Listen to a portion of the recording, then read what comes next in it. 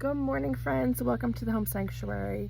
In this video, we're going to be talking about white pine and the benefits, specifically just the white pine needles. All of the parts of the pine tree can be used for various remedies, which I find very interesting. But for this video, we're just going to be talking about the white pine needles, and I'm going to show you how to make a tincture.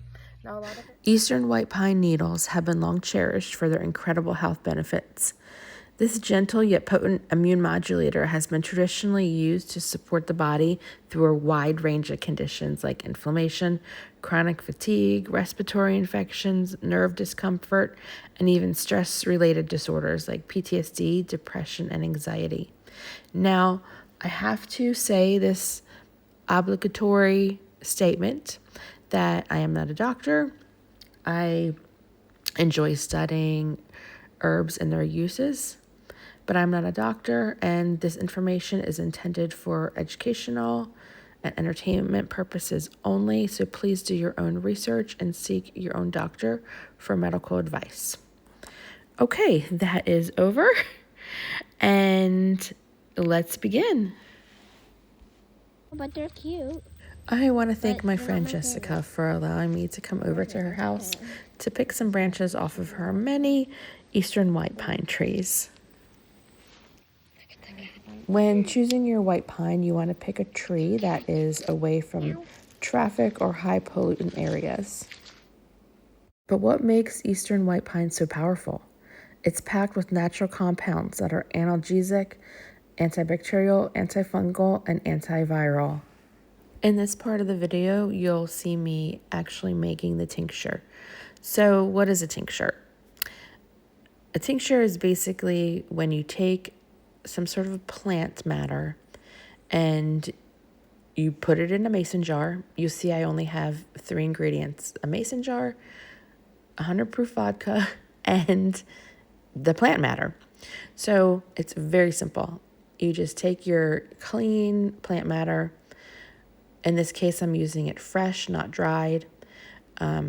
You cut it up and put it in your mason jar, and then you need to use some sort of something that's going to draw these natural compounds out of the plant.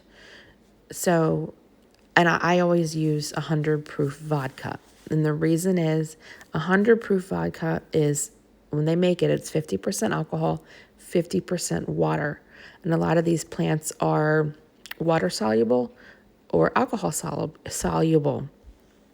So using that makes it easy, and you know that you're going to draw all those natural compounds out. Another option that many people do is to use like an apple cider vinegar. White pine caught my attention several years ago when I learned about suramin. Suramin is an isolated compound originally derived from the extract of pine needles, and it was first synthesized in 1916. And it's been listed on the WHO's list of essential medicines. Now, I have my own opinions about the WHO, but they have it as an essential medicine. This was originally used for sleeping sickness and river blindness, but most recent research has shown it's also good in treating parasitic infections, viral diseases, cancer, snake bites, and autism symptoms. The antiviral properties of suramin have been known since the mid-20th century, when it was used for treatment of HIV, AIDS, and different variations of the herpes virus. It's a pharmaceutical drug and only used by injection. And it's not, surprisingly or not surprisingly, it's not made available, even though it's an effective solution for viruses and many other conditions. So when I was doing my research, I found that according to the Brain Foundation, and you can go Google and look this stuff up too, it has been recently studied, like I said, for the treatment of prostate cancer, and currently undergoing very promising studies as effective treatment for autism and ADHD. And while researching, I also found one that has started, it looks like they are trying to get clinical studies going as in early 2025. So that was the latest as to when I'm making this video. Also, some research has shown that it helps the body in responding to spike proteins and assist with healthy blood flow by discouraging abnormal clotting, and can play a role against guarding against like RNA and DNA mutations. So you can see in the video that I just continue to chop or macerate the pine needles, and that helps to create more surface matter to draw out all the compounds within the plant. One of the key natural compounds is shikimic acid or shikimate, which is the same ingredient used in the antiviral medication Tamiflu.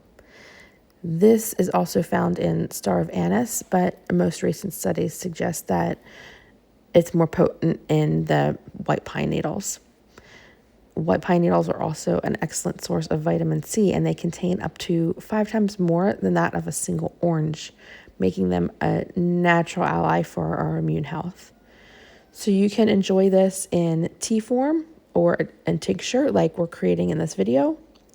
And it's a great way to bring your body back into natural balance. There are 2 different ways to make an herbal tincture, the folk method or the 5-to-1 ratio. In this video, what you're watching is the folk method, and you just fill your jar halfway with the herb of your choice, top it off with alcohol. I like to use vodka to make sure your herbs are completely covered. Label with the date and what you have in your jar, your herb, close it up, and then you're going to store it in a cool, dry location, and you want to kind of shake it every time you see it now and then. And after the time has passed, 4 to 6 weeks-ish, you're going to strain the herb off and bottle up and just keep the liquid part. And it should have a nice, rich color to it. And then you're just going to bottle it how you choose and enjoy. The second way to make a tincture is by weight. And I'm not going to get into all of that in this video, but basically it's a 5-to-1 or 1-to-5 ratio.